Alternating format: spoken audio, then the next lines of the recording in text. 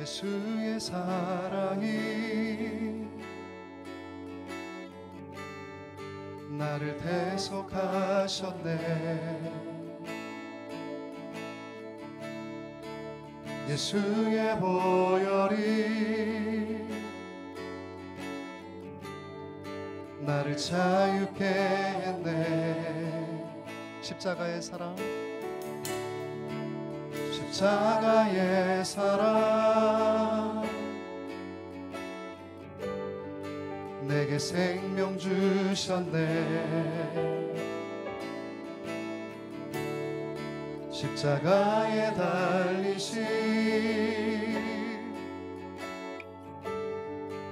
주 앞에 경배해. 크고 놀라운, 크고 놀라운 사랑이 나를 죄에서 구했네. 크고 놀라운 사랑이 나를 새롭게 하시네.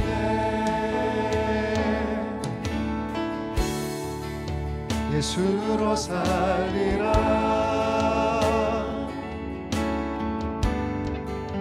예수만 따르리. 예수 내 삶의 중심, 엎드려 경배해.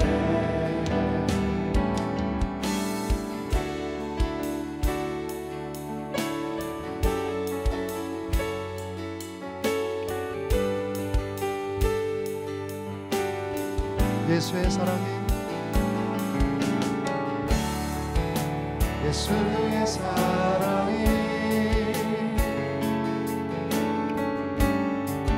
나를 대속하셨네.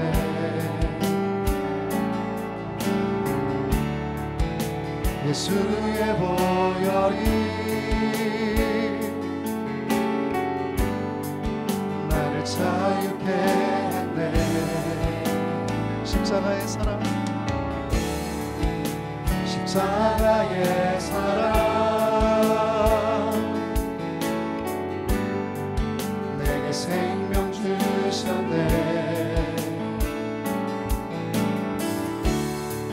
십자가에 달리신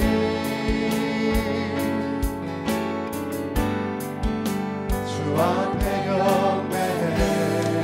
크고 놀라운, 크고 놀라운 사랑이 나를 죄에서 구했네. 크고 놀라운 사랑이 나를 새롭게 하시네. 크고 놀라운, 크고 놀라운 사랑이 나를 죄에서 구했네. 크고 놀라운 사랑이 나를 새롭게 하시네. 크고 놀라운, 크고 놀라운 사랑이 나를 죄에서 구했네.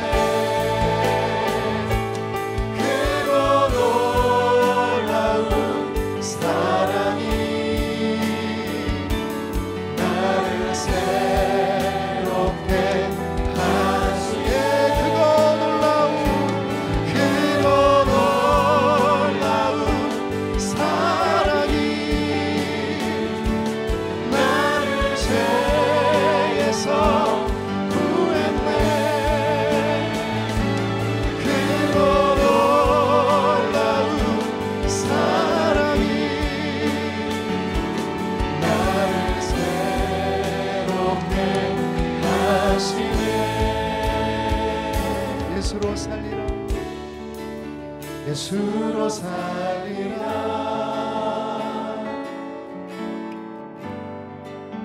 예수만 따르리. 예수 내 삶의 중심.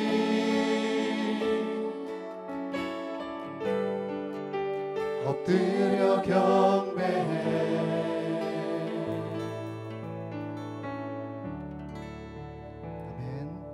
그런즉 너희가 먹든지 마시든지 무엇을 하든지 다 하나님의 영광을 위해서 하라. 고린도전서 10장 31절 말씀. 아멘.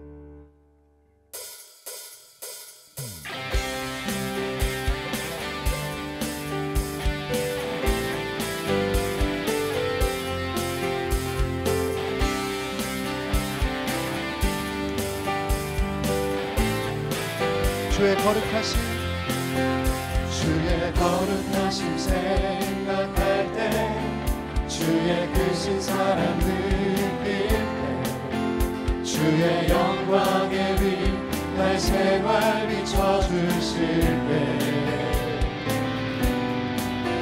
주가 주신 기쁨 맛볼 때에, 주의 사랑 속에 나 잠길 때, 주의 영광의 빛 날 생활 비춰주실 때, 경배하리 경배하리 경배하리. 나 사는 동안 주께 경배해. 경배하리 경배하리. 나 사는 동안 주께 경배해.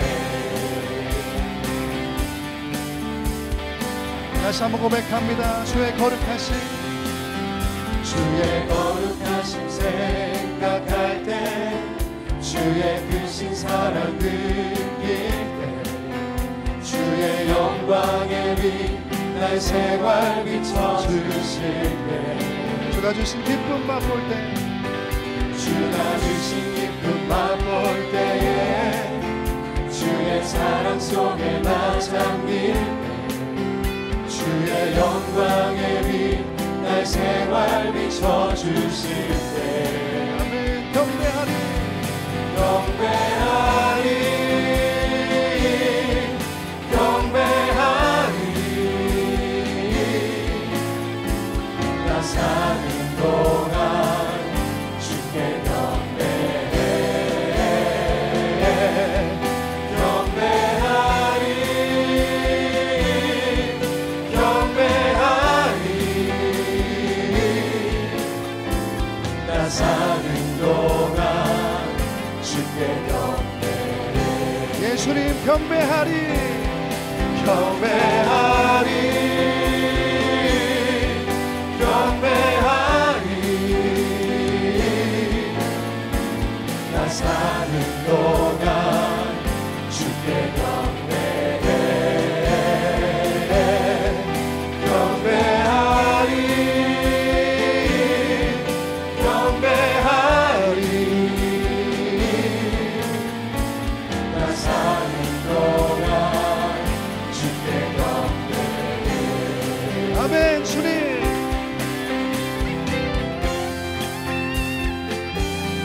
오늘 우리의 삶을 통해 역사하실 그 주님을 우리가 기대하며 찬양합니다.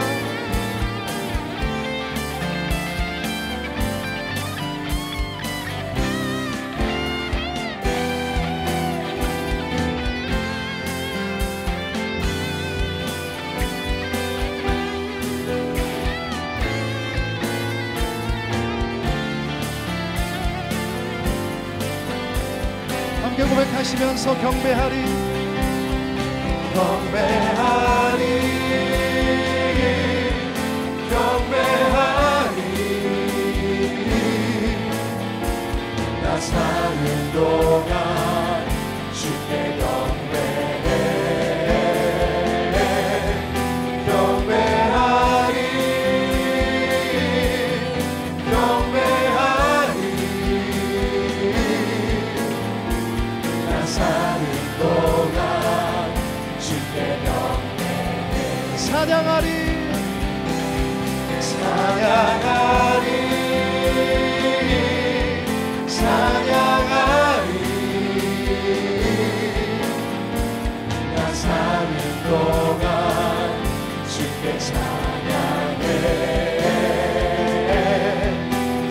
찬양하리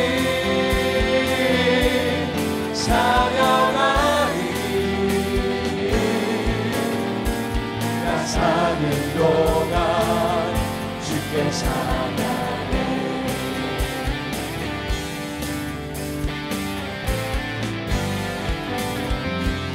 아멘. 주님 찬양합니다.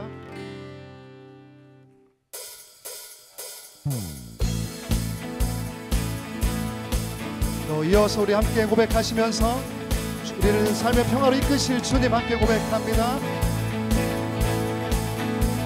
저 바다보다도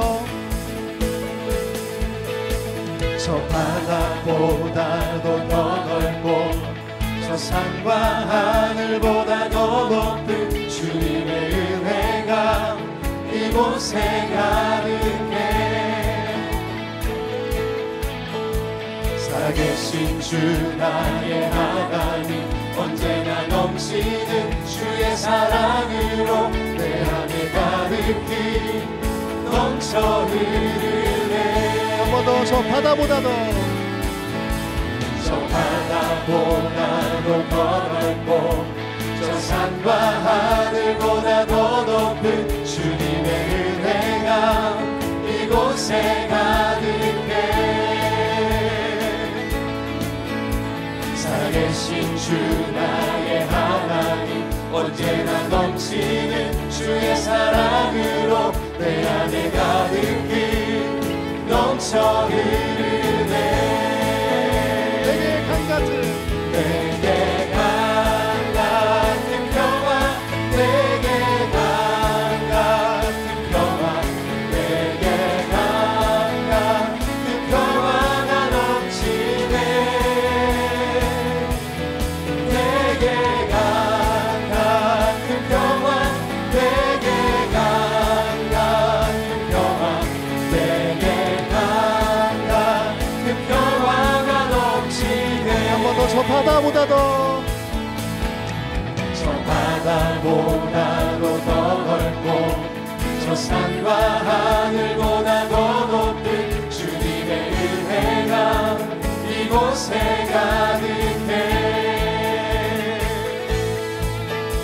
살아계신 주 나의 하나님 언제나 넘치는 주의 사랑으로 내 안에 가득히 넘쳐 흐르네. 내게 강 같은 평화 내게 강 같은 평화 내게 강 같은 평화 내게 강 같은 평화가 넘치네.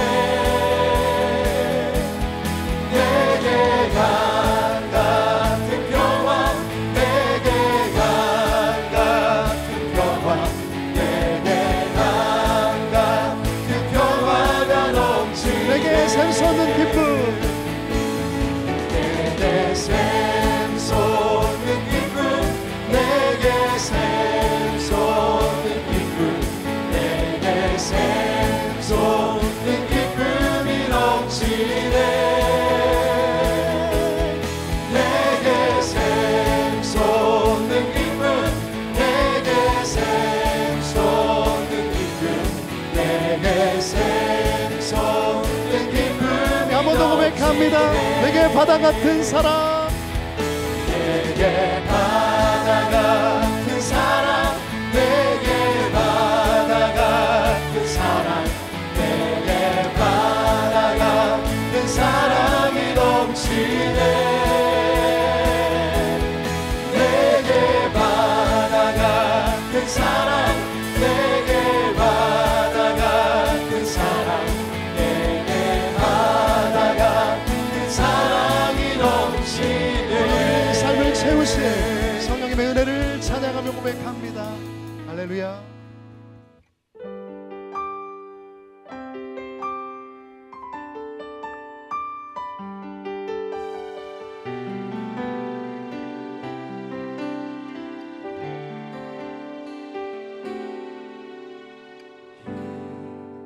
이곳에 생명샘 솟아나 눈물 고작 지나갈 때에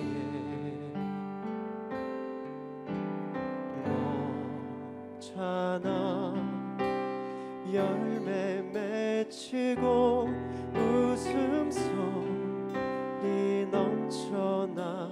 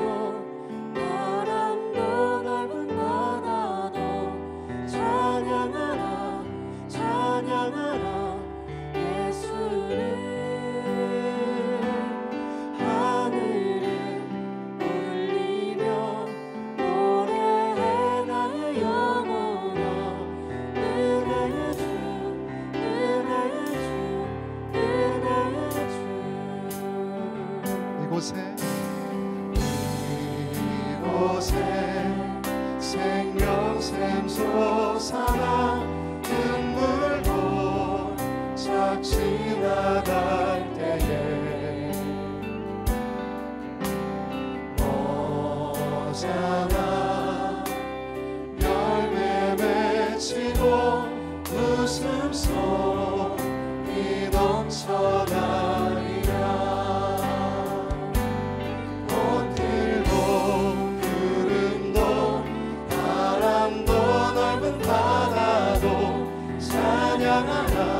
찬양하라 예수를.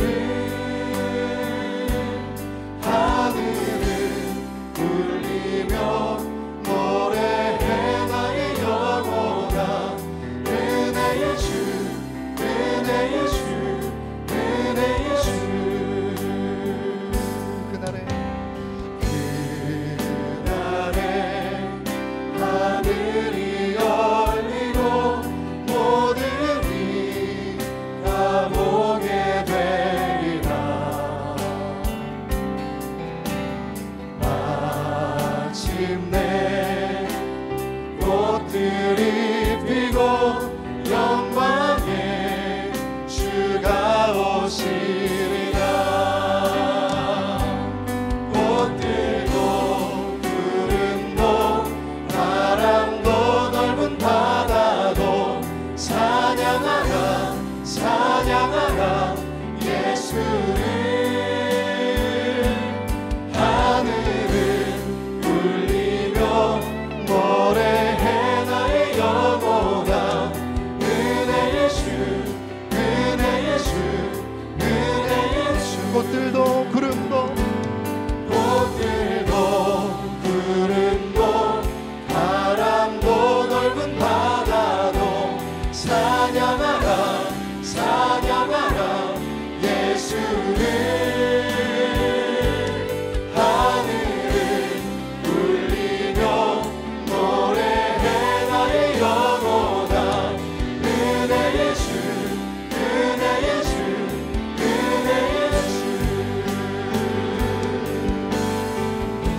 꽃들도 구름도 바람도 넓은 바다도 찬양하라 찬양하라 예수를. 하늘을 울리며 노래해 나의 영혼아. 은혜의 주 은혜의 주. 우리 목소리로 고백합니다. 꽃들도 구름도 바람도 넓은 바다도 찬양하라 찬양하라 찬양하라 예수를. 하늘을 울리며 노래해 나의 영혼아. 은혜의 주 은혜의 주 은혜의 주.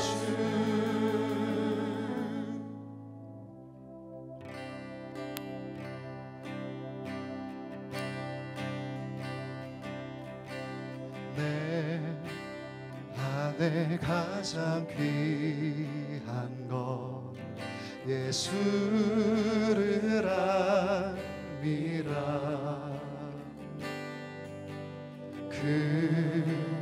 그는보다 더 귀한 것 예수를 알미라. 세상 지식보다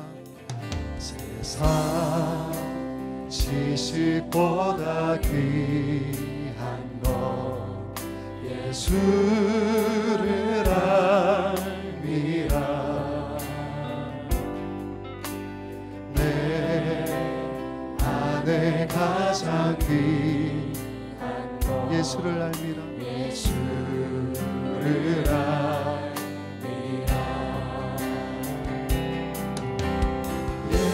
예수의 이름 존귀한 그 이름 예수의 이름 능력의 그 우리 한 번 더 고백하시면서 내 안에 가장 귀한 것 가장 귀한 것 예수를 알미라.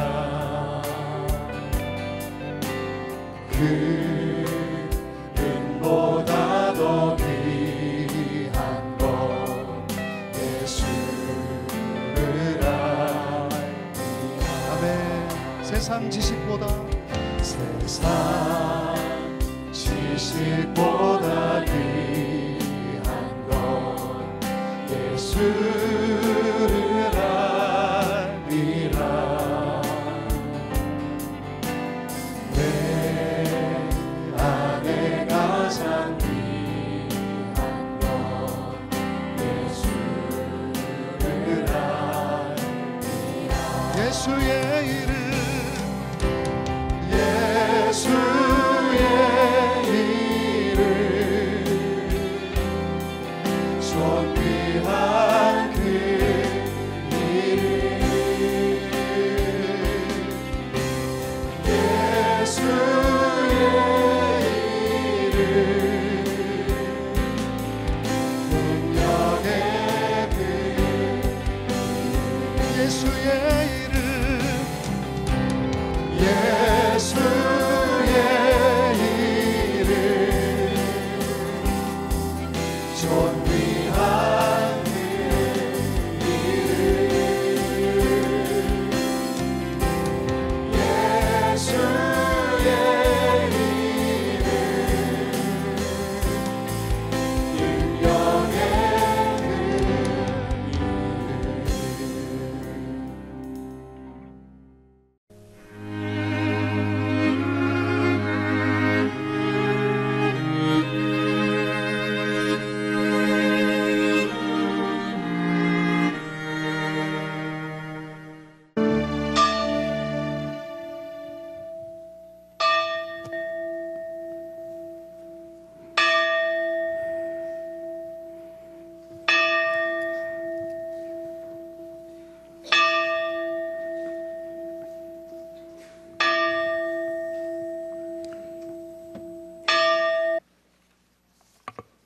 십육 절에서 34절 말씀입니다. 사도행전 17장 16절에서 34절, 제가 갖고 있는 성경 신약성경 218쪽입니다. 우리 이 시간 16절에서 23절까지만 함께 합독을 하시겠습니다. 시작. 바울이 아덴에서 그들을 기다리다가 그 성에 우상이 가득한 것을 보고 마음이 격분하여 회당에서는 유대인과 경건한 사람들과 또 장터에서는 날마다 만나는 사람들과 변론하니 어떤 에피쿠루스와 스토아 철학자들도 바울과 쟁론할세 어떤 사람은 이르되 이 말쟁이가 무슨 말을 하고자 하느냐 하고 어떤 사람은 이르되 이방 신들을 전하는 사람인가 보다 하니 이는 바울이 예수와 부활을 전하기 때문이러라. 그를 붙들어 아레오바고로 가며 말하기를 내가 말하는 이 새로운 가르침이 무엇인지 우리가 알 수 있겠느냐. 내가 어떤 이상한 것을 우리 귀에 들려주니 그 무슨 뜻인지 알고자 하노라 하니 모든 아덴 사람과 거기서 나그네 된 외국인들이 가장 새로운 것을 말하고 듣는 것 외에는 달리 시간을 쓰지 않음이러라. 바울이 아레오바고 가운데 서서 말하되 아덴 사람들아 너희를 보니 범사에 종교심이 많도다. 내가 두루 다니며 너희가 위하는 것들을 보다가 알지 못하는 신에게로라고 새긴 단도 보았으니 그런즉 너희가 알지 못하고 위하는 것을 내가 너희에게 알게 하리라. 아멘. 우리 이 시간 이창준 지도 목사님 나오셔서 바울의 아덴 전도라는 제목으로 하나님 말씀 선포하실 때 하나님의 음성 듣기를 소원합니다.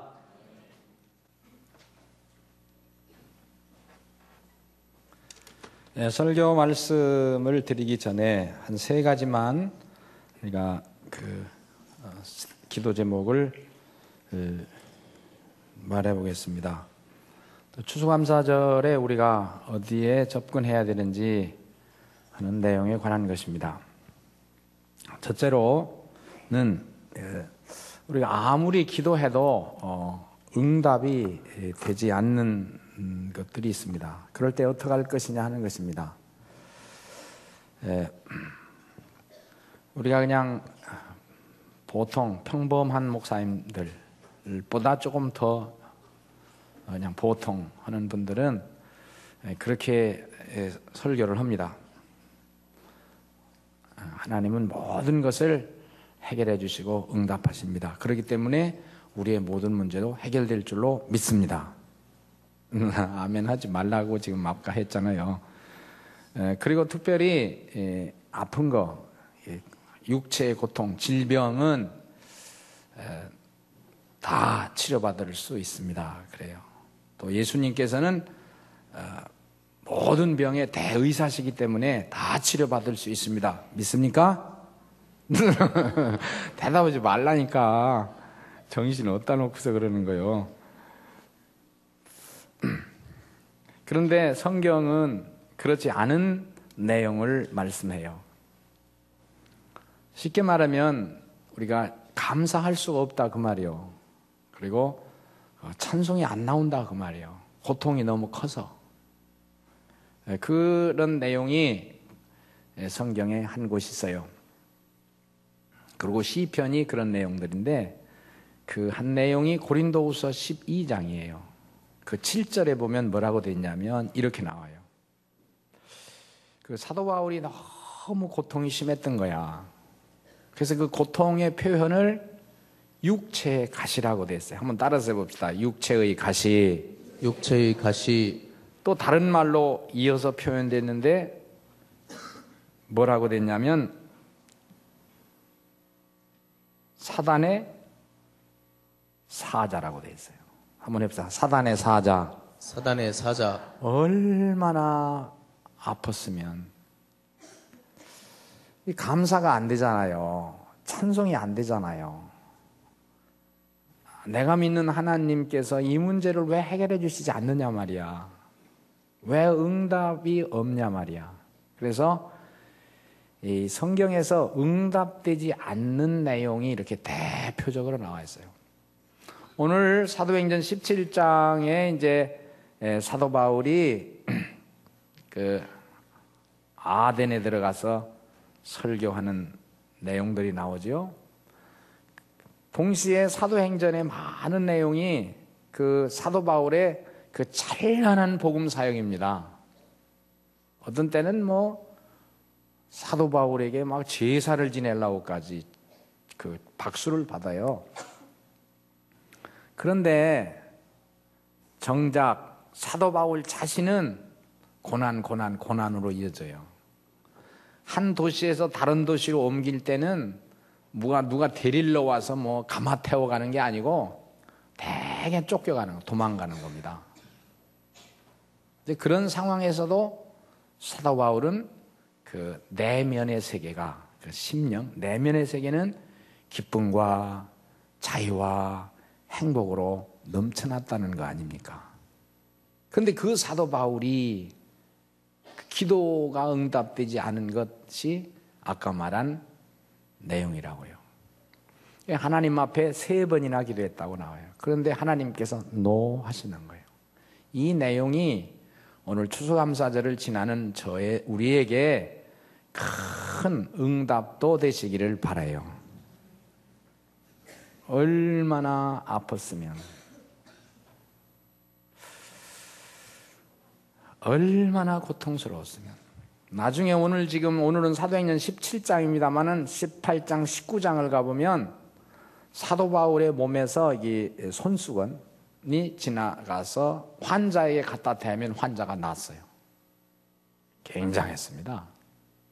독사가 물어도요, 독이 그 사도 바울에게 미치질 않았어요. 그렇게 능력 있는, 그러니까 진짜 예수님의 어떤 작은 분신이야. 그런데 왜 하나님이 이 기도를 응답지 않으셨냐 말이야. 나는 사도행전뿐만 아니라 온통 성경에서 가장 귀하게 여기고 존중하는 말씀이 사도행전 23장 11절. 참 사도 바울이 예루살렘에서 이제 전도 여행을 다 끝내고 마지막 예루살렘에 올라가서 체포될 때입니다. 그래가지고 이제 로마로 가게 되죠. 28장까지. 23장 11절이 너무 맞은 거야. 정신이 없이 아픈 거야. 사도 바울이 그렇게 예루살렘에서 맞았어요. 그런데 하나님의 음성이 그날 저녁에 들려오는 거야. 하나님 안 맞게 하실 수 있잖아요. 피투성이가 돼서 정신이 왔다 갔다 할 정도를 하는데 그렇게 능력 있는 사도가 왜 맞아야 되냐고요. 근데 그날 저녁에 주님의 음성이 환상 가운데 들려온다고. 바울아, 네가 예루살렘에서 이렇게 맞은 것처럼 로마에 가서도 맞아줘야 되겠다. 나는 이 성경 말씀이 나한테는 안 들려왔으면 좋겠어. 그렇게 아픔을 당하고 고통을 당했고, 또 고린도후서 12장 7절은 그 환경적인 아픔 외에 얼마나 아팠으면 육체의 가시, 더 극적인 말, 자기 속에 사단이 있다는 거예요. 사단의 가시가 와 있다는 거예요. 너무 아프잖아요.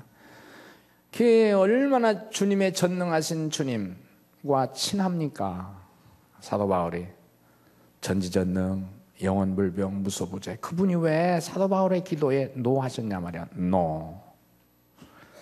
이 성경 말씀 때문에 오늘날 그 장애인들이 참 위로를 받습니다. 눈이 안 보이는 분들, 귀가 안 들리는 사람, 일어나지 못하고 있고, 또는 당뇨의 장애, 심장 장애, 등 허리의 장애, 또 어떤 정신장애 있는 사람일까지라도 이 말씀이 그렇게 위로가 된대요. 이 60억 중에 약 5억 정도가 장애인이라 그러더라고요. 근데 지금 하나님께서 내 아픔에 응답은 안 하셨지만, 그러나 하나님이 위에서 보고 계신 줄로 믿습니다. 또 하나는 지금 응답이 안 됐지만 내가 살고 있는 지금 2년, 3년 동안의 응답이 안 됐지만 5년, 10년 후에는 그 하나님께서 큰 역사를 이루실 줄로 믿습니다. 그것 때문에요. 그러니까 아무리 환난과 고통이 있어서 지금 응답이 안 돼서 오늘 응답 안 됐단 말이야. 그리고 내일 또 응답될 가능성은 없어. 아니 오히려 하나님이 노하셨어. 안 된다 이거예요. 그런데도 그 하나님은 나를 붙잡고 계신 줄로 믿습니다. 두 번째는 이어지는 말씀입니다. 그리 아니하실지라도 내가 하나님께 감사의 제사를 드리겠다 그겁니다. 그것이 다니엘서 3장 18절, 하박국 3장 17절입니다. 다니엘서는 그렇게 핍박을 받잖아요. 예수 믿는 하나님 섬긴다는. 그래서 불가마 속에 집어던지는데 그들의 믿음은 이 불가마 속에서도 하나님이 우리를 구출하실 줄로 믿습니다. 그래 그 다음에요. 그리 아니하실지라도 우리가 불가마에 떨어져서 죽는다 손칠지라도 하나님에 대한 우리의 신앙은 변함이 없습니다. 그거예요. 참 훌륭하지 않습니까? 그리고 하박국은 이거야. 3장 17절이 무화과 나무에 열매가 없을지라도 나는 내 속에 있는 여호와로 인하여 성령으로 인하여 예수로 인하여 하나님께 감사하겠습니다 이 말이에요. 그러니까 내가 무화과 나무 열매만 없는 것이지 복숭아 나무 열매가 있을 수 있단 말이야. 내가 감나무의 열매가 없지만 배나무의 열매는 있을 수 있단 말이야. 이 무슨 말이냐?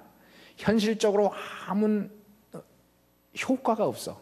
그렇지만 내 속에 있는 예수 이름 하나 때문에 나는 감사하고 찬송하겠습니다. 믿으시면 아멘 합시다. 이게 그렇게 큰 겁니다. 내가 그래서 오늘 이 자리에도 많이 참석하셨는데 잘 좀 들어보세요. 여러분 졸업장이 많죠? 또는 자격증이 많죠? 그거 없는 사람들이 여기 있어요. 넓은 아파트가 없어요. 또는 좋은 음식이 없어요. 좋은 차가 없어요. 우리가 보기에도 너무 가련하고 측은할 정도의 가난한 이웃이 옆에 있을 수 있어요. 그리고 판단력도 모자른 사람이 우리 주변에 바로 옆자리에 많이 있을 수 있어요. 그러나 잘 보세요. 오늘 이 고백 잘하면 이 고백이 우리의 것이 되면 당신은 성경의 역사를 이어가는 인물이 될 수 있습니다. 무엇이냐는 거예요. 내가 이명박 대통령 얘기를 그분이 우리 교회 바로 이 교회가 이제 건축됐던 1998년 꼭 10년 전 꼭 10년입니다. 이때쯤 와서 이 교회가 다 안 지어놓고 유리도 다 못 끼고 그냥 이렇게 광목으로 이렇게 막아놓고 이 계단 막 줄 떼 가지고 위험하면서 떨어지지 않게 해가지고 여기서 예배를 드렸거든요. 그때 그 양반이 간증을 했는데 제목이 나의 어머니의 기도예요. 어머니의 기도. 그게 뭐냐? 그 어머니가 노점상을 하고 좌판을 벌려놓고 시장구팅에서 일하고잖아요. 포항에서도 없고 서울 이태원에서도 했는데 새벽 4시 반만 되면 애들을 다 깨워서 하나님을 찬송하는 거야. 예배하는 거야. 데리고 다니는 거야. 너무 애골쓰고 너무 문이 막혔고 도대체 타협할 줄 모르고 지식도 없고 학식도 없고 판단력도 없는 것 같아. 보세요. 그렇게 가난해도 아무 상관없이 떳떳하고 당당하게 따라섭시다. 나는 여호와로 인하여 감사하리로다. 그분이 지금도 여기 와서 한 얘기 아니요. 자기 이 25살 전후에 어머니가 돌아갔어요. 이 땅에서 제일 존경하는 분의 어머니라는 거예요. 그 어머니가 준 교훈이 뭐예요? 이거예요. 아파트를 얘기하는 게 아니야. 학식을 말하는 게 아니야. 그리고 졸업장을 많이 말하는 게 아니야. 그리 아니하실지라도 어머니에게는 여호와로 인하여 감사하리로다. 참 신비요. 그 어머니에게 있는 하나님의 모습을 보여줬는데 부자에서 보여준 게 아니라 명예와 권세가 많은 자리에서 하나님을 보여준 게 아니라 그리 아니하실지라도의 환경에서 하나님을 보여준 거야. 그러니까 그게 학교 선생님이 교훈을 못 주잖아요. 지식만 전달하잖아. 삶의 내용을 이렇게 보여줄 수는 없잖아요. 이 모습을 보여주는 게 교회거든. 어머니에게 배운 거요. 아버지에게 배운 거요. 그리고 내 반에 있는 선생님에게 배운 거고 교회 가서 목사님들에게 배운 거예요. 추수감사절이 이거야. 그리 아니하실지라도 나는 여호와로 인하여 감사하리로다. 캄캄한 구름 그것이 끝이 아니야. 그 뒤에 있는 하나님의 손길, 하나님의 주권이라는 겁니다. 그분의 손길을 보고 그 어려운 고통스러운 현실을 보지 말고 이 마음으로 보야지. 눈으로 안 보이잖아. 심령으로 보야지. 영으로 보야지. 하나님의 신의 세계가 있단 말이야. 그래서 기뻐하고 찬송하고 감격하면 이것이 감사절이야. 크로스비 예화를 제가 잘 들잖아요. 신앙의 집안이야. 그런데 어째 자기 집에서 그 아이가 열병으로 7, 8살쯤 돼서 그 눈을 못 보게 돼요. 얼마나 금식 처리해야 하겠어. 근데 하나님은 오늘 사도 바울처럼 노 하셨어. 대답을 안 했어. 응답하셔. 눈을 좀 보게 해주세요. 노. 그런데 거기서 그 어머니 아버지가 보였던 신앙의 고백. 어린아이는 아버지 어머니 하는 대로 따라가잖아. 따라서 합시다. 그리 아니하실지라도 나는 여호와로 인하여 감사하리로다. 감사하리로다. 크로스비라고는 사람은 찬송가 시를 8,000곡을 썼고 우리가 가지고 있는 찬송가에 22곡이 기록되어 있어요. 그는 눈을 평생 못 봤어요.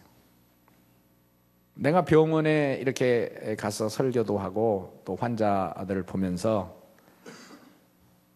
하나님께서 고쳐주시지 아니하셔도 내가 이 애절하고 이 급한 상황, 어쩐 면에서는 그 어린아이가 꼭 죽을 것 같아요. 하나님 앞에 매달리잖아. 이 아이가 치료받더도 치료받지 못하고 죽어도 오늘 이렇게 애절하게 성경의 하나님을 바라는 그 자세가 변하지 않기를 소원합니다 하고, 진짜 이게 세례식 하는 사람들에게 안수기도 오듯이 그 고백을 좀 듣고 싶어. 하나님이 그 고백을 끌어내라는 거거든요, 저한테. 오늘 시대가 너무 어렵습니다.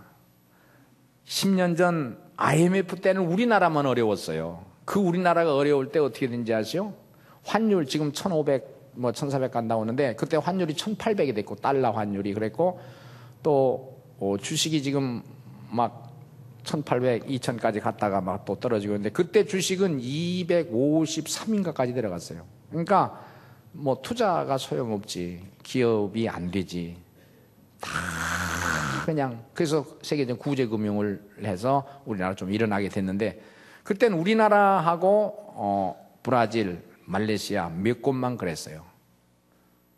근데 그때는 우리는 그때 한번 적읍시다. 자, 이제 기도를 시작합시다. 한번 해서 시작. 자, 이제 기도를 시작. 그때 그 밑에 영어는 모르면 그냥 지나가서 읽어요. 1998 뭐냐면 제가 IMF야. 같이 읽어봅시다. 시작. 1998 IMF 위기를 지나면서. 야, 그때 저거 찾아낸 거예요. 이거 있잖아. 내가 미국의 어떤 LA의 어떤 교회를 가서 이걸 붙여놨어. 저편 이걸 하자고. 그걸 곧담 이거 해야 된다고. 다음에 갔더니 다 뗐더라고. 야, 이게 그때네. 좀 10년 지잖아요.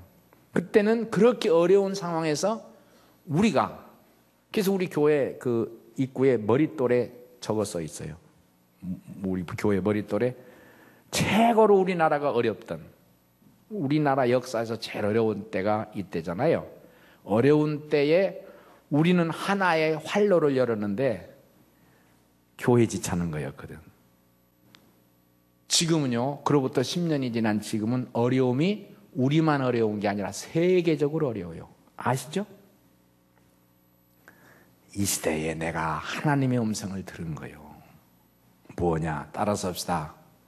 중앙아시아를 지나자. 중앙아시아를 지나자. 중국을 지나자. 중국을 지나자. 다 하나님이 우리를 부르신다. 하나님이 우리를 부르신다. 이게 2008년 8월 8일 저녁 8시 8분에 이제 올림픽을 시작한 거 아니요? 야, 나는 그거를 이제 마음으로 강력하게 이제 느끼는 거예요. 막 체험하고 아무것도 안 보이고 그렇게만 보이고 또 실제로 막 이렇게 경험이 되는 거예요. 야, 여러분, 지금 현재 상황은 세계가 다 어렵습니다. 뭐 아이슬란드 같은 데는 다 무너졌다 돼. 국민소득이 3만 불이 넘는 나라들이 다 무너지게. 세계적으로 어려워요. 자, 너무 어려워요. 특별히 지구상에서 그 중에서도 더 어려운 게 이스라엘하고 대한민국이에요. 한번 봅시다. 이스라엘과 대한민국이다. 알잖아. 쿠바, 독일 다 민족 싸움을 했지만 해결됐잖아. 근데 북한에서 또 핵을 왔다 갔다 뭐 아주 또 김정일이가 지금 병상에서 일어나느냐 안 일어나느냐, 이게 우리나라에 미치는 영향이 얼마나 크냐. 뭐 이스라엘은 군대만 1억 내지 3억, 주변이 10억이야. 아랍 살아갈 때도 총을 들고 일을 해요. 우리나라가 더군다나 우군이 없어. 형제가 없어. 다 뺑뺑 돌려서 우리는 큰일 났어. 이 상황에서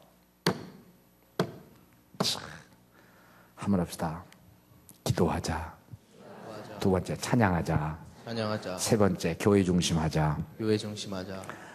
앞으로 한 달만, 아니면 성탄절까지만, 성탄까지 2달 남았고 한 달 정도만 이 최고의 위기 상황이, 인물이 일어나고 하나님의 사람을 찾고 하나님의 교회를 하나님이 선출하는 거거든요. 시험 보는 거거든요. 이렇게 아무리 위기여도 지구가 무너지지 않습니다. 걱정하지 마세요. 한국이요? 잘 보세요. 사람을 찾는 거, 기도하는 목사를 찾는 거예요. 기도하는 성도를 찾는, 사업가 중에 이때 일어나는 거예요. 아시죠? 6.25 전쟁을 통해서 사업가와 기업가가 정치가 일어났는데, 위기, 난세가 일할 사람을 만들어낸다 하는데, 신앙적으로 보면 하나님이 테스트해서 사람을 뽑는 거예요. 가장 위기에, 그래서 뒤로 물러나면 안 돼. 무화과나무 열매 없다고 뒤로 떨어지고 하면 안 돼. 조금 더 후에 더 귀한 아주 밭대기가 온단 말이야. 아주 들판 천체가 온다니까. 여러분, 오늘 위기를 당하십니까? 난 죽을 것 같단 말이야. 목사님은 몰라요. 나는 어제 저녁에 안 죽고 오늘 겨우겨우 교회 온 것 같아요. 그래, 이 소리 들으라고 그런 거야. 감사해. 기뻐해. 도저히 기쁨이 안 와요. 안 오니까 하는겨. 이 분위기에서 조금 따라갈 수 있잖아. 그럼 그 다음에 진짜 아까 대통령이 만난, 대통령의 어머니가 만난 하나님, 유태양 박사 그렇잖아. 머슴의 아들이잖아. 방이 없어요. 우리간, 헛간, 그리고 돼지집에 벽을 종이한 게 아니야. 집으로 두껍게 바닥에 멍석 깔아놓고 거기서 잔 거야. 어머니 아버지가. 그 어머니, 그 책을 읽어, 글씨를 읽어. 그래, 교회 가는 거야. 전도사님, 목사 안수도 안 받은 전도사님, 교인 15명에서 30명, 새벽부터 가서 하나님 애를 붙잡고 들어. 태양아, 우리는 가난해서 너를 못 먹이고 못 입힌다. 그러니 전능하신 하나님을 의지하라. 세 번째 말이 기도. 전능하신 하나님, 우리 태영이를 길러주시고 인도하여 주옵소서. 아무런 교육과 혜택이 없는데, 그리고 그분 자체가 그래 무슨 좋은 학교를 다닌 게 없어. 그런데 어머니가 만난 전능한 하나님을 아들이 만났던 거야. 그리 아니하실지라도, 보세요. 여기 오늘 어제 저녁에 죽었으면 좋겠다, 그저께 죽었으면 좋겠다, 그렇다가라도 오늘 교회 나오시면 위로를 받으시고 주의 음성을 들으세요. 뭐냐 말이야. 머슴의 아들을 교회에서 누가 인정을 해줘? 쳐다보지도 않지. 그 어려운 환경에서 그리 아니하실지라도, 특별히 내가 기도하는 제목이 응답이 안 됐을 그때, 기도의 응답, 환경 그거 따지지 말고 기도의 응답을 바라려고 부르던 하나님 있잖아. 그 주인, 그분을 높이고 그분을 놓치지 마십시다. 이게 감사절이잖아. 오늘 감사절날 잘 왔잖아요. 여기까지 설교를 이렇게 하고 이제 우리 본론으로 넘어가는데, 본론은 금방 끝나겠습니다. 너무 걱정하지 마세요. 그리 아니하실지라도 감사하세요. 그러나 앞으로 한 달 동안 따라서 기도하자, 찬양하자, 교회 중심하자. 그는 다른 건 생각하지 말고 그거를 제일 우선순위로 해야 된단 말이에요. 내일부터 한 달 정도는 새벽기도 열심히 하는데 새벽기도 와서 참여해서 그 설교가 거기 끝이 아니라 말이야. 설교 끝난 다음부터 약 30분 내지 1시간을 기도해야 하는데 그걸 끝이지 말고 해야 돼. 하루 1시간 이상은 해야 돼. 그러다 보면 어느 날 내 개인의 아집적인 성이 다 푸르르 무너지고, 무너지는 건 아픔이고 죽음인 줄 알았더니 무너지고 나니까 부활하신 주님이 무덤 속에서 나오시는 거야. 나는 그 주님이 저 숲속에서 오시는 줄 알았어. 사슴과 같이 뛰면서 오실 줄 알았어. 부활하신 주님이 갈릴리 호숫가에서 고기 잡아가지고 얘들아 먹자 랄랄랄랄라 그러실 줄 알았어. 근데 부활하신 주님은 무덤 속에서 나오시는 거야. 마리아가 보았잖아. 베드로도 뛰어갔잖아. 아픔, 그래서 고통이 그리스도 안에서는 저주가 아니다. 그리스도 안에서는 주님을 만나서 주님 찬양하게 된다면 그 고통은 축복의 통로가 된다. 아픔도 그리스도 안에서는, 바울이 항상 그리스도 안에서라 하잖아. 그리스도 안에서는 축복의 통로가 되는 줄로 믿습니다. 야, 너무 크다, 아멘이. 나 정신 나갈 뻔했다. 애 떨어질 뻔했다, 나. 바울이, 시작. 바울이 아덴에서 그들을 기다리다가 그 성에 우상이 가득한 것을 보고 마음에 격분하여. 참, 예. 얼마나 이게 감동이 되는지는 주님이 아시지. 바울이 아덴에 들어갔다. 아덴이 어딘지 아세요? 그냥 동네가 아니에요. 세계 최고의 경제, 지식, 수학, 과학, 의학의 본산지야. 헬라 철학, 헬라 과학, 수학, 소크라테스, 아리스토텔레스, 뭐 다 피타고라스, 다 그 동네 사람들이요. 2000년이 지난 지금도 그들의 의학과 과학과 철학을 공부하잖아. 지금도 로마가 1000년의 세계를 통치했지만 로마는 그 칼의 나라기 때문에 철학이 없어, 사상이 없단 말이야. 이 헬라 철학과 사상과 가치관을 그대로 다 적용시킨 거예요. 헬라어를 쓰게 하고. 사도 바울 헬라어를 잘했으니까. 그리고 뒤에 가면 야, 이 감격적이네요. 근데 이 도성에 바울이 들어간 거야. 처음, 역사 이후에 처음 사도 바울. 그래서 사도 바울이 누구냐? 다 내려놓고 예수 이름 하나만 가지고 들어간 거예요. 그러니까 우리 같으면 LG나 현대나 뭐 삼성, 뭐 SK 뭐 이런 그룹의 직원으로 갈 수 있지만 이 사람은 진짜 그것까지 내려놨어요. 그리고 그 자기 동족에게서의 특권이 있었던 어떤 판검사의 특권까지 다 내려놓고, 그 빌립보서 3장 10절 7절 가보면 다 내려놨다. 근데 오늘날 우리는 내려놓을 거 없는데 진짜 값없는 거, 그 문제되는 걸 붙잡고 있어. 자아, 고집, 욕심. 진짜 이게 제일 나쁜 독가스가 거기로 오거든요. 사도 바울은 다 내려놓은 거예요. 진짜 다 내려놓고 예수 이름 하나로 이 도성에 들어가서 보시오. 뒤에 보면 아레오빠하고 광장에 사도 바울이 딱 쓰는 장면이 나오는데, 거기서 그 세계에서 모인 지식인들과 대화가 나는 거예요. 그 우리나라하고 틀려. 우리나라 청계광장의 아레오 광장이라는 게 이 성경 여기서 나오는 거야. 민주주의의 그 출발점이라는 광장이지, 자유토론을 하거든요. 거기서 사도 바울이 딱 떠서 사람들이 묻는 거예요. 너 종교에 관한 거냐, 학문이냐, 철학에 관한 거냐. 그 헬라의 그 아주 그 민주주의 본산의 그 광장, 그 복판입니다. 딱 서가지고 바울이 거기 쓴 거야. 논쟁하는 거야. 난 너무 멋있어. 이 사람들이요, 반응이 여기서는 냉정합니다. 이 아덴에서는. 요 아덴에 내려오기 전에는 사도 바울이 바로 위에 데살로니가에서 그 다음에 내려왔다가 신사적인 도시 어딥니까? 베레아에서 지금 아덴에서 이제 고린도에 가서 1년 반쯤 있다 18장에 나오고, 고린도에서 에베소로 이제 다시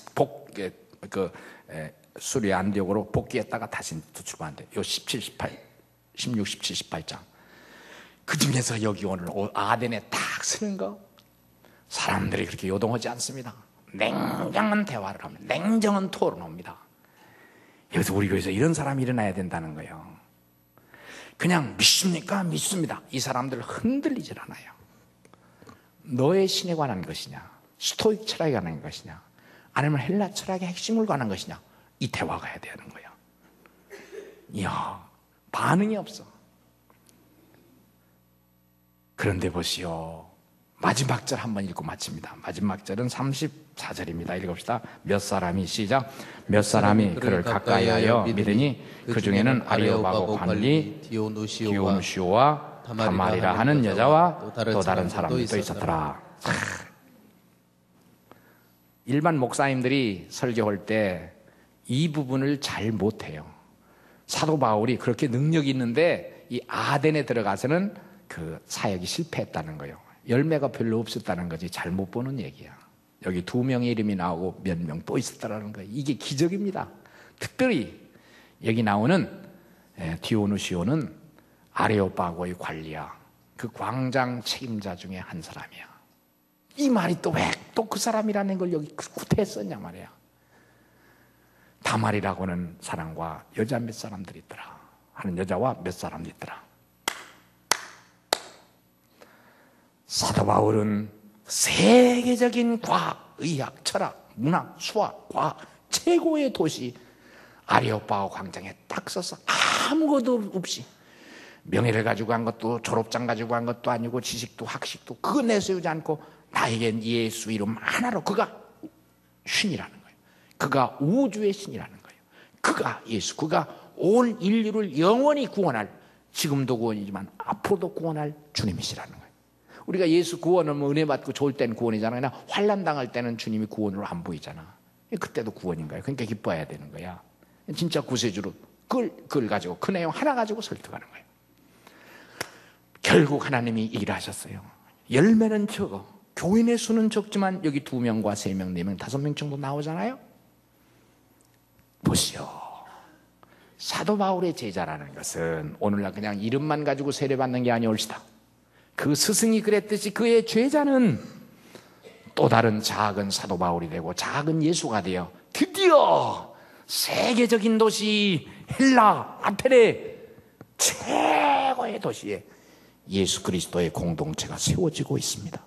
드디어 유사 이래로 역사 이래로 이 땅 위에 지구가 생기고 땅이 생기고 인간이 산 이후에 최고의 인간 학문을 자랑하던 한 도시, 이 도시가 완전히 한 번에 진동된 것은 아니지만 엄청난 진동의 작은 씨앗이 뿌려졌어. 이 열매는 엄청날 겁니다. 사도 바울이 그랬듯이 이들의 제자는 한 도시를 바꾸게 될 것이고 한 일 역사를 바꾸게 될 것인데, 장하다 사도 바울. 성령님이여, 다른 사람들은 그렇게 작게 보는 것 같지만 내 눈에는 온 헬라 아들의 전체가 이 2사람과 몇 사람의 은혜로 바꿔진 앞으로의 역사가 믿어지고 체험되고 보여지는 거예요. 승리, 승리, 승리. 그렇구나. 오늘 이 갈릴리 교회에서 자라난 우리 후손들이 앞으로 이만한 현장에 설 수 있을지는 모르겠어요. 이만한 현장에 지식 가지고 무슨 전공 경제학을 가지고 여기 서가지고는 이 사람들 어림도 없습니다. 이 사람들이 말하는 그 어떤 철학적인 식견 가지고 여기에서 경쟁해서는 말이 안 되는 에피쿠로스 학파니 스토아 철학이 안 되는 거예요. 피타고라스 정리 가지고 당신이 학식 가지고 이 사람들은 못 이겨요. 역사 유사 이래로 이만큼 수준이 있는데요. 주의 이름으로 한 도시를 변화시켜 놓고는 시금석이 이제 놓여지기 시작하니 이 34절이 왜 이렇게 기록돼서 사람 이름까지 그 관리의 직업까지 써 있을까요? 우리 갈릴리 교회에 있는 여러분 어머니 아버지 잘 들으세요. 어머니 아버지 잘 들으세요. 자꾸 좀 묵상 좀 해봐. 집에 가서 또 체육 들어놓고 막 가서 하지 말고 묵상 좀 해봐. 그래, 한 달 내지 2달 동안 이런 인물이 내 주위에서 일어나기를 소원합니다. 갈릴리 교회의 소망이야? 갈릴리 교회의 비전이야? 갈릴리 교회의 비전이야? 하거나 아멘 하세요. 난 딴 교인이라도 괜찮잖아. 우리 교회 잘 돼서 하나님 영광 돌리고 하나님 역사하시고, 이제 우리는 여기서 은퇴하고 우리는 저 역사의 뒤로 밀려나갔지만 우리 후배들이 축복이 되면 하나님 감사해야지. 그죠? 이것이 뭐에 아멘을 하라 그랬어? 이것이 갈릴리 교회 소망이다 할 때 아멘을 하라 했지. 이것이 갈릴리 교회의 소망이에요.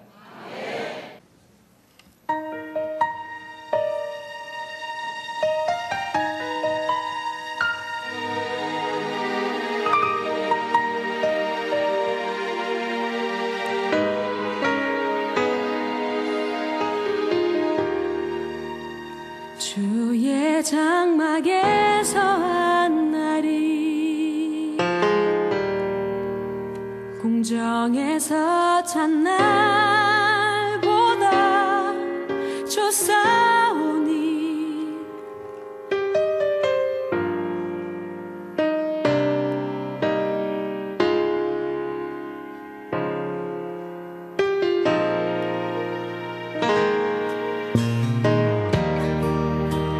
주의 성산에서 한 날이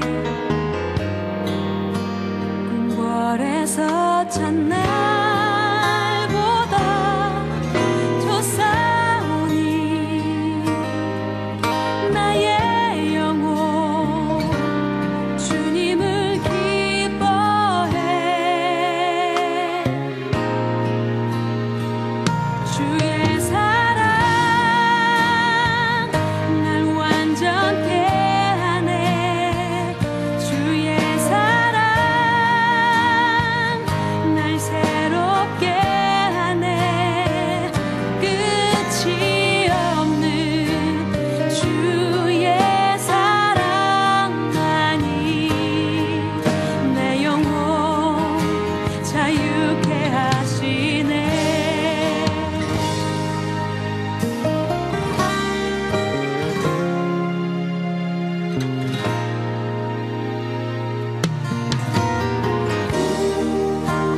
주의 성산에서 한 날이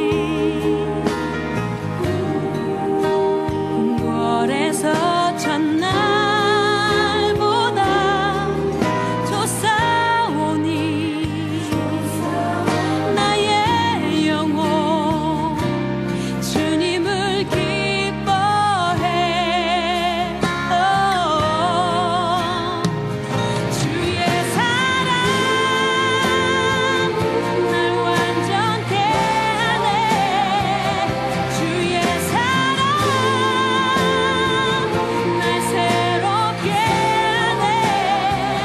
오 주님 나의 삶을 통해 주 사랑 나타내소서.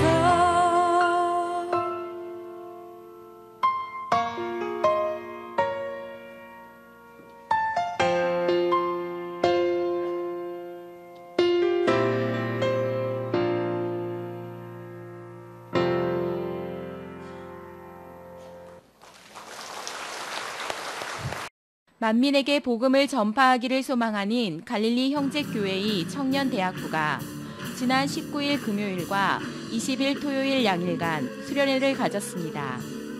고통받는 이웃을 향하여라는 주제로 진행되어진 이번 수련회는 우리 청년들이 은혜를 받고 비전을 가지는 귀한 시간이 되었습니다. 이창준 지도 목사님께서는 강의를 통하여 나를 포기하고 하나님의 능력에 붙잡힌 자가 될 것을 말씀해 주셨습니다. 말씀을 들은 청년들은 자신의 인생의 주인의 자리를 자신이 아닌 하나님께 드릴 것을 다짐하였습니다. 또한 저녁 집회는 북한 선교를 집중적으로 하고 계시는 모퉁이돌 선교회의 이상 목사님을 강사로 모시고 진행되었습니다.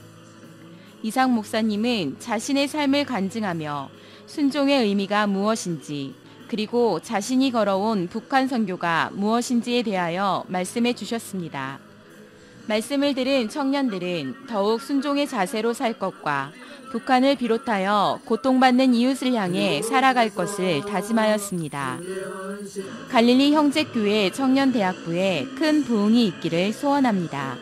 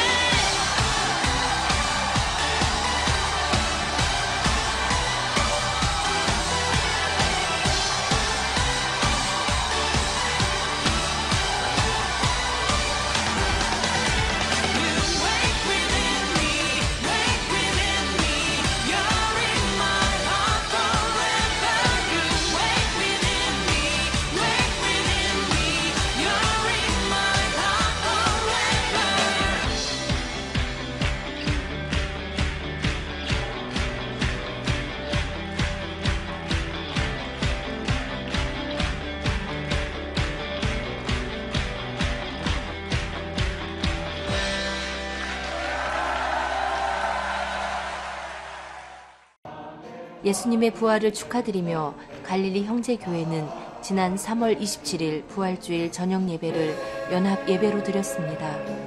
축제로 진행되어진 이번 부활절 연합 예배는 갈릴리 형제교회 성도님들이 예수님의 부활을 축하하고 함께 기뻐하는 소중한 시간이었습니다.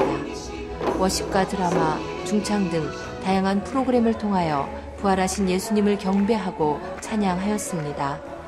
또한 이창준 지도 목사님의 말씀을 통하여 부활의 참뜻을 가슴 깊이 새겼습니다.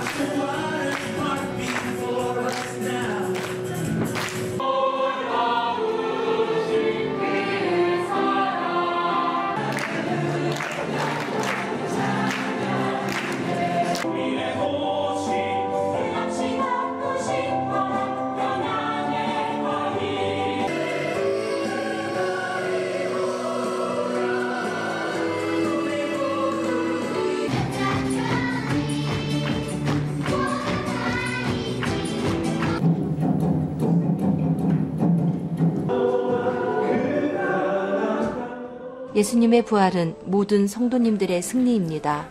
또한 예수님의 사역은 부활을 통하여 지금도 계속되어지고 있습니다.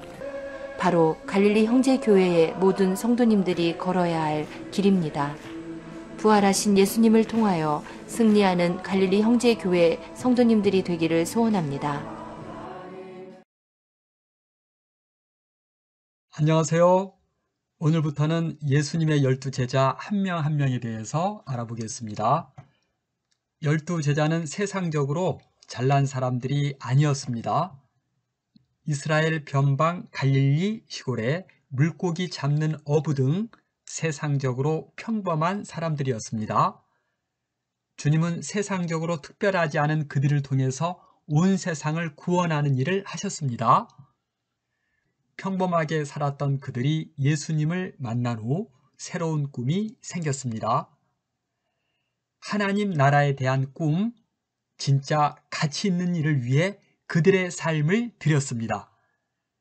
물질적으로 풍요하고 편리해진 시대이지만 왠지 무료하고 시원함이 없고 방향성이 없는 시대에 12제자 공부를 통해 무엇이 12제자의 삶을 바꿨는지, 그리고 우리는 이 시대 무엇을 위해 살아야 하는지에 대해 생각하는 시간이 되었으면 좋겠습니다. 오늘은 첫 시간 마태에 대해서 알아보겠습니다. 마태는 마태복음을 쓴 제자입니다. 마태는 마태복음에서는 마태로 나와 있지만 마태의 또 다른 이름은 레위입니다. 베드로는 시몬과 베드로 두 가지 이름을 썼고 나다나엘은 나다나엘과 바돌로움의 두 가지 이름을 가졌듯이 당시에는 두 가지 이름을 갖는 경우가 종종 있었습니다. 마가복음 2장 14절 말씀을 보겠습니다. 또 지나가시다가 알페오의 아들 레위가 세관에 앉아 있는 것을 보시고 그에게 이르시되 나를 따르라 하시니 일어나 따르니라. 레위는 이스라엘의 제사장 지파입니다. 마태의 아버지 알페오는 아들에게 이스라엘의 제사장 가문이라는 것을 상기하도록 레위라는 이름을 지어준 것 같습니다. 마태는 제사장 가문의 후손이었으므로 유대 역사와 구약에 대해서 잘 알고 있었습니다. 그래서 마태복음은 1장부터 아브라함과 다윗의 자손 예수 그리스도의 계보라 아브라함은 이삭을 낳고 이렇게 시작합니다. 마태의 원래 직업은 세리였습니다. 세리는 이스라엘 사람들에게 세금을 거두어서 당시 이스라엘을 식민지로 지배하였던 로마 정부에 바치는 일을 하였습니다. 그러므로 세리는 이스라엘 사람들에게 매국노 같은 존재였습니다. 세금을 로마 정부에 바치는 것 말고 정해진 금액보다 더 많이 세금을 거두어서 자기들 배를 채웠으므로 사람들에게 많은 손가락질을 당했습니다. 그래서 당시에는 세리를 창기와 같이 취급했었습니다. 세리는 세금 계산을 할 줄 알아야 하고 세금 장부를 작성하고 또한 로마 정부에 고용되어 있었으므로 당시 통용되었던 알라머 히브리어 외에 헬라어 라틴어를 어느 정도 할 수 있어야 했으므로 많은 교육을 받았던 사람들이었습니다. 제사장 후손으로 유대 역사와 구약을 배웠고 세리가 되기 위해 익혔던 언어 실력 때문에 마태복음을 기록하였습니다. 그 마태복음은 후에 수많은 사람들 그리고 우리에게까지 전해지게 되었습니다. 이처럼 내가 가지고 있는 재능은 하나님 나라 위에 쓰임받을 수 있습니다. 언어, 지식, 음악, 미술, 운동, 음식 만들기, 기술, 컴퓨터 등 내가 가지고 있는 갖가지 재능은 하나님 나라 위에 쓰임받을 수 있습니다. 세리가 되어 많은 재물을 가졌지만 사람들에게 손가락질 당했고 그의 마음은 수없이 방황했을 겁니다. 제사장 후손으로서 구약 성경을 알았던 그는 메시아가 오신다는 약속도 알았을 겁니다. 그는 예수님 소식을 종종 들었고 예수님이 그를 부르자 그는 일어나 예수님을 따랐습니다. 불의한 가치, 물질적 가치, 일시적인 가치를 내던지고 하늘의 가치를 위해 그의 인생 전체를 드렸습니다. 우리는 무엇을 위해 살아야 할까요? 우리의 삶의 목표는 무엇이어야 할까요? 변하지 않는 가치, 영원한 가치, 살아있는 가치를 위해 살아야 하지 않을까요? 누가복음 5장 29절 말씀을 보겠습니다. 레위가 예수를 위하여 자기 집에서 큰 잔치를 하니 세리와 다른 사람이 많이 함께 앉아 있는지라. 마태는 예수님을 따르기로 한 후 자기 집에 세리들과 사람들을 초청하여 큰 잔치를 열었습니다. 예수님을 따르게 된 것이 너무 기쁘다는 것이지요? 그렇습니다. 예수님을 따르는 것은 너무 행복한 일입니다.